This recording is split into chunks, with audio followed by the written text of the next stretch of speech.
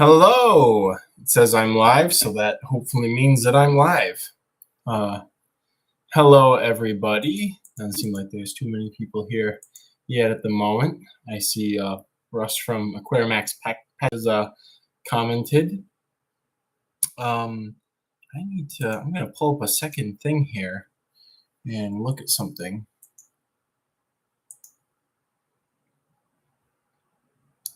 Managed live, okay. So I'm not really sure how this is gonna work. To anybody who may be there, but we got a good amount of rain a couple of days ago, and then again another day, and so and it's July, and so the front yard is starting to look pretty tasty.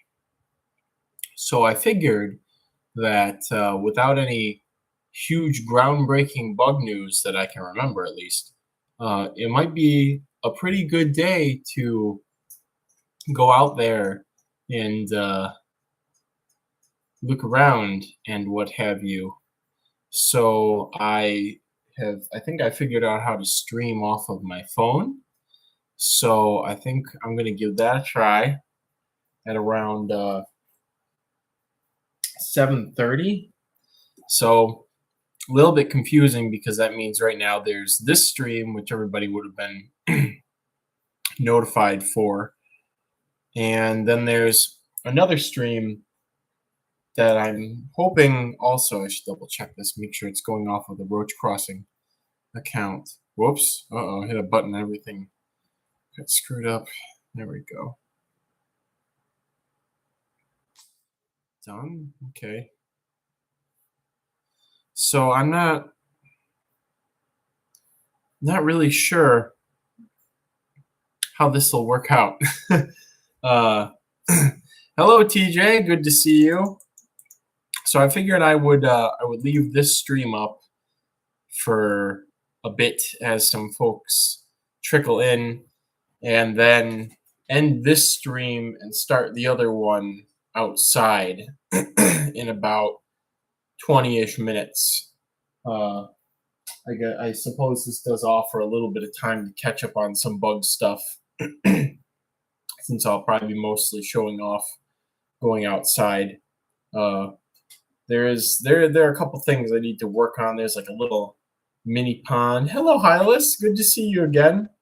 There's a little mini pond that was going strong for 2 years, and then it's like a cement mixing pan or something that I have it in cracked over the winter. The deer or something probably stepped on the center of it when it was frozen, and so I have to weed that whole section and put a little mini liner in to restart the pond. This is all things, and a couple of things I have to do before the end of the month, because I have a big garden tour coming up on July 30th or 31st.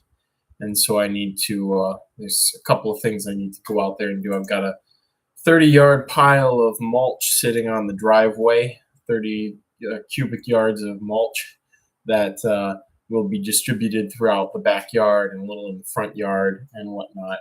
But by the end of this month, I need to have all these things done, because August is going to be Arizona out west trip time, and then September I'll get a chance to rest. But eventually, I want to list my house for sale and get moving to the final facility, and hopefully by this time next year, be settled completely into somewhere else. So a lot of things going on, but we'll have a moment to go outside and see the front yard as it currently is. And I'll probably do this again. It's nice because we're at a time of year, it's still really bright outside, and it's not going to start getting dark earlier until later in the summer, but it will start to get dark earlier. So hello, Brett, good to see you, and Russ, wonderful. Hyla says, I couldn't make it to the last stream. How was your staycation? It was wonderful, and I was starting to get kind of not annoyed, but I wanted to get back to working on stuff after not doing anything for for a while. So I think anything in here that I could bring up while I'm stalling for time. Alan has sent me some fun things. I got some fun stuff. Is it just me, or did anyone else not get a notification for the stream? Alan, that's because, well, I don't know if this is why, but I set up 2 streams for today, and that's so that I can live stream from the front yard and show some stuff and whatnot. But that might have, I don't know if that would have interfered with it or something. Since from the desktop access, I can't see anything about this other live stream, but it says so on the YouTube app. So, but anyways, anybody who's just joining us in about 15-20 minutes, I'm going to end this stream and another one will start and we'll be outside. I think I figured out how to stream from my phone. So, so that will, it will again completely close out this one. We'll be at the other stream that'll be off my phone, and we'll see if it's good or bad or whatnot, and we'll go from there. So looking around the room, Ellen sent some goodies today. Hello, Madison. Ellen sent some goodies today. Some Euphoria limbalis larvae. It's a rare Euphoria from, well, I guess maybe it's not rare. Alan would be the one to chime in on this. It's at least a Florida endemic species of Euphoria that Alan has painstakingly found. And he got larvae out of, and I begged him. I begged Alan to send me some larvae, and he did. And so now I'm my 3rd species of Euphoria. I have a good colony of Sepulchralis going. I think it was at the end of my staycation. I went digging through my backyard compost and I found hundreds of Euphoria inda larvae. They could be a different species of Euphoria. They could be fulgida, which would be really cool. Is it fulgida? There's a green one in Michigan. So they could be fulgida. I think they're inda because I found inda around here before. So they're probably Euphoria inda, which I really want to keep. I have a fascinating memory when I was maybe in high school or middle school or something, and I was at a friend's cottage, and there were like some weedy plants growing on the little beach by the lakeside, and I remember seeing a Euphoria inda fly over to one of the flowers and eat some pollen and pollinate it, and then fly off, and so that always stuck with me. So I really wanted to keep inda for a while, and they're kind of difficult to keep because the larvae really like to be more crowded, and so they can be kind of fickle when they're not at a higher density. Is probably something to do with the Allee effect and group feeding. So, and then also getting enough adults of both sexes, and they seem to take a while to close. There's just a bunch of things that having 300 of them in a 10-gallon tank will hopefully alleviate. And they do seem to be bivolting in the wild. So this is probably the summer hatching to lay eggs in the fall brood, which is good for my intentions. Taphiliska are doing well on fish flakes. There's been a very slow, steady hatch in the container. It's not as explosive as I kind of hoped for, but at the same time, that seems kind of good. They might just take a while to get through the first couple of instars. The adults have all died, even though I've been doing very consistent care for them. So it seems that adult Taphiliska live about 6-ish months.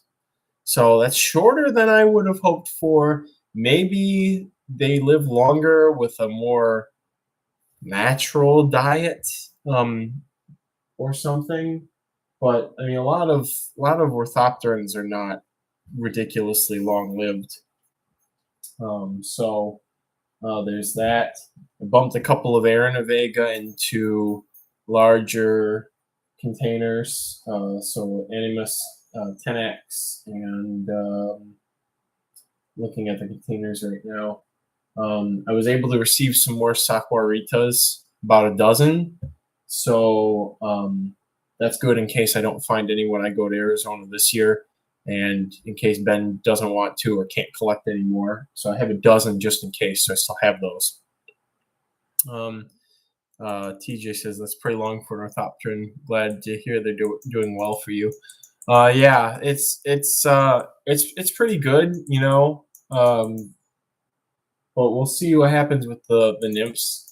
It's kind of difficult working in the container and getting a gauge on how many there are because they climb up the smooth surfaces when I go to work with them. The orthopteran is Taphiliska eleuthera. Kind of been latching on to the common name Florida false weta because there are like 2 to 4 like official common names, which is kind of funny. Hello, some eggs.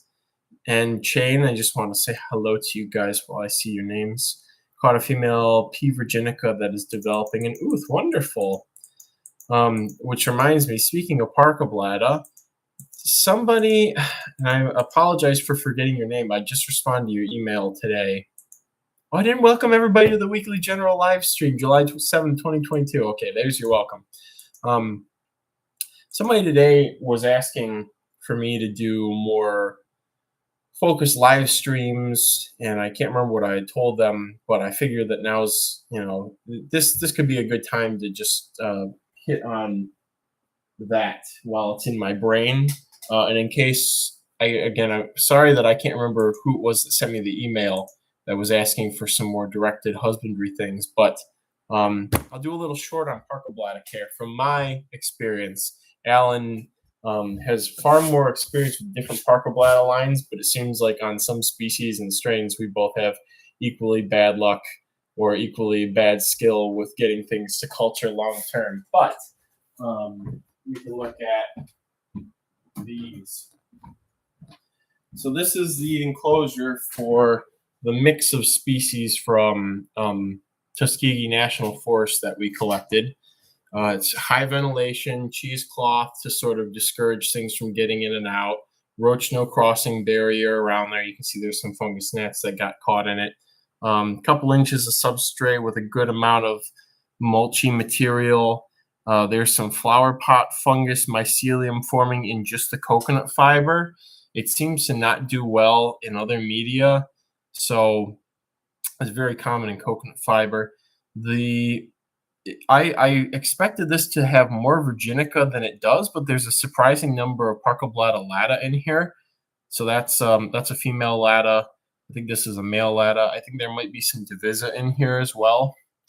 And I've gotten a good hatch of babies in here over the last couple of weeks. They kind of took their time getting going, but they're doing well now. You can see it's more moist on this end and drier over here, and the vent here allows me to mist them very lightly, very frequently. So a lot of the things up here I can mist maybe even once a day, but it's as little as just spraying some water through here just very quickly, so it doesn't take very long. I'm gonna look here. More Notha. Alan found more locality Notha nymphs in the 40 Ioka enclosure. That's awesome. Annual lata bread. That's good too. Is it normal for virginica to be 15 millimeters as adults? 15 millimeters like that. Yeah, that's pretty normal. There's a lot of variation in virginica across the range. In Michigan, I want to say they end up being usually larger than the ones from Alabama that I've seen.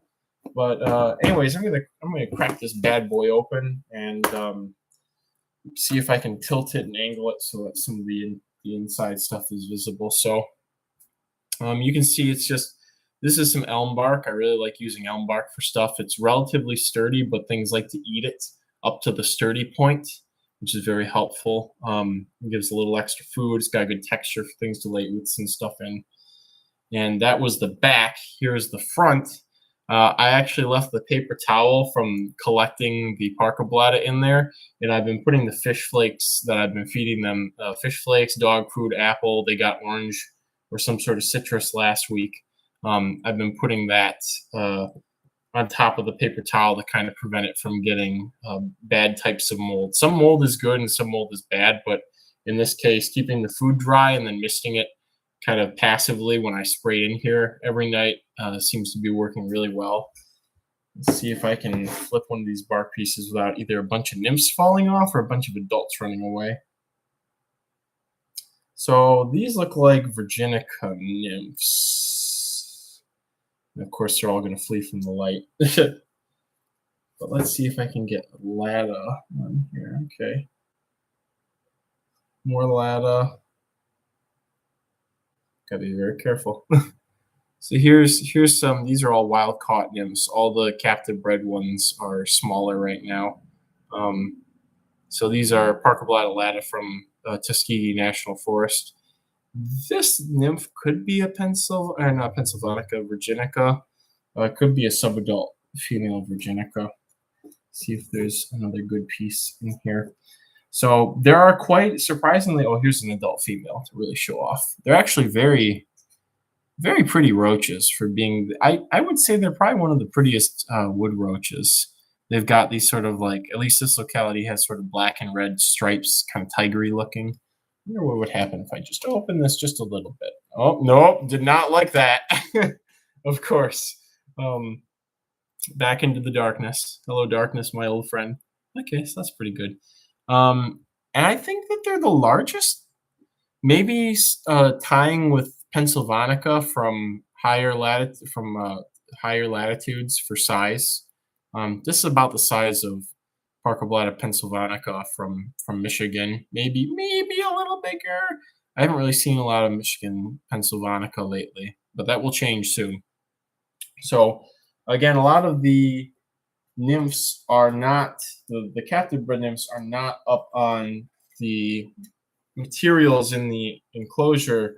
They're in the substrate in between the wood chips and whatnot material, probably because it's more humid in there, probably because they makes them feel safer.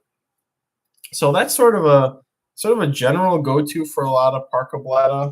And then of course figuring out like different micro humidity preferences and dealing with like entomophagous funguses, and if there's any seasonal cycling and stuff like that is all the other layers to Parker. In my experience, the easiest species has been fulvescens, but I also have my colonies a long distance locality cross. In the past, Lada have been pretty easy. Lada seem very abundant in the wild. Zebra, I've had good success with those. The buells that I have suddenly started having entomophagous fungus. All the ones that I had died, and now I just have a container with a bunch of oots that may or may not be fertile or may not hatch and produce healthy nymphs. So they're probably kind of screwed, unfortunately. So I have to beg Alan for more zebras. Boliana are doing well, but there's just we know pretty much nothing about Parker wild habits and life histories and whatnot.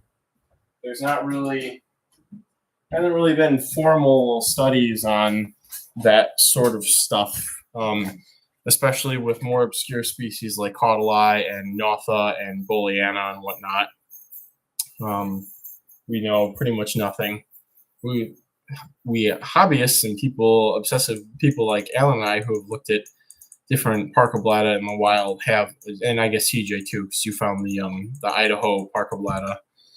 But we have some general ideas on preferences. Like Divisa seem to like drier wood areas, and Lada seem more generalistic. But every time we found them, it was always pretty moist wood, white rot or brown rot wood. Boliana were in leaf litter. Notha just seemed to be kind of anywhere, but under bark in Arizona. Deserti seems to be very unique with how like dry and open the habitats it's found in can be, which is also interesting. Very similar to some of the habitats that fulvescens inhabits in the very southernmost parts of its range, like finding them in the scrubby areas in Lake Placid, Florida, where it's very it's kind of arid, even though it's Florida, so it rains constantly. But it's dry sand and palmetto scrub, and there's the Arenaviga there and whatnot too. So fulvescens and deserti, I would think, are probably sister species like Notha and Caudali. And then there's according to Allen and from what I've seen, there's probably a couple of cryptic or undescribed species. And I tried to pair up a Michigan Pennsylvanica virgin female with some Tuscaloosa male Pennsylvanica. I'm still waiting on the ooths to hatch, and if they don't hatch, if they're not hatching, it's a pretty good sign that they are genetically not compatible, and there are some morphological differences. So it's a fair argument, and geographic distance, fair argument that they might be separate species. So, so that's a little Parcablata blurb here. I will add to that that next Wednesday and or the following Wednesday, I will be going out to collect Pennsylvanica adult females. It's easiest just to get females and have them lay lots of ooths in captivity at U of M Dearborn, pending permission from the natural area manager, and then that will be used to establish captive breeding colonies for use in future research and whatnot. So, some Meg says it seems small. It's small compared to a lot of roaches, but it's very large for Parcablata. Bulliana, I think, is the smallest Parcablata at maybe a little bit over a centimeter, a little under for adult females. It's quite a small cockroach, tiny. Yeah, and it is weird, TJ. So few people have Lada. They were quite easy when I had them before, and then I just never really got momentum with them when I tried in the future, which is why I wanted to go to Alabama, why I collected so many Parcablata. I wanted to get just big numbers to give me the best shot of establishing good, consistent colonies. Chain deserti are not readily available at all, and they're kind of a pain to find in the wild also. TJ says Idaho Americana are found under random debris and very dry, barren habitat, but the humidity under the objects they're found is relatively high compared to the surrounding area. So that's kind of like some of the Parcablata, that's kind of like deserti, where it's underneath the random rocks and debris you'll find deserti under trash in McDonald's parking lot area sometimes. So, but I might. If Alan and that crew don't collect any deserti over the summer, I will be looking for them when I go to Texas, West Texas. So, and Parcablata is really common by you, says Kai. But it's closer to go to this one, and there's a couple of other things that I'm supposed to catch there, like Japanese burrowing crickets and whatnot for some other projects, some other research. So, and it's a special place also for myself, Will, and Brandon. So it's nice to be able to go there and look for bugs and whatnot with a clean conscience, since it is technically a nature preserve. But we've all been on staff there at various points in time and are using it for the research resources it's intended to be used for. Japanese burrowing crickets. Yeah, when I first collected them and identified them a long time ago, and I tried to raise them, was when I was still at my parents' house, very early on when I was still at my parents' house. I think all the adults that I had were parasitized by something. I remember, I had flies emerging out of them. So there's maybe intentional or accidentally or natural biocontrol for them. So it's kind of a shot in the dark whether or not they'll still be there. But there's a researcher who's doing work on a bunch of research, like finding cryptic species and Grylus and whatnot. But in addition to that, they're finding something about there being male preferences for masculinized female Grylus or something like that. And so they're looking into if that applies beyond the species of grylus that they've currently worked with, in addition to the other work that they're doing. So they asked me to, and they want all different types of grylids, like Unimobius and Alanimobius and whatnot too, to test some of this stuff. So with that being said, we're at 25 minutes here. So I think I'm going to wrap up the stream here, and everybody who's currently here, I think I figured out how to stream off of my phone. So we're going to actually go outside and do a stream in the front prairie area and do a little tour of some stuff that's out there, because it's really starting to kick into gear. Usually it starts around a little earlier than this, and then it will just be a blaze of color and activity all the way until frost, which is I just love having everything out there. So I don't know how this is going to work again, because I have the stream set thing up on my phone right now, but I didn't see anything in the works desktop wise. So anybody who's here, you might have to go to the channel page and go to the videos or something. Again, this is my first time doing this, so I don't really know what's going to happen when I end stream here and then start things there. So my apologies if things are a bit confusing, but I think that's probably what anybody who's here to hop streams is going to need to do, is go to the Roach Crossing YouTube channel and either wait for it to pop up and say live as it usually does, or maybe you'll get a notification or something if you're subscribed, which I appreciate if everybody was subscribed, but I'm pretty sure everybody is. So thank you already in advance. So with that being said, I'm going to end things here and hop over to the other stream. So I'll hopefully see you all there.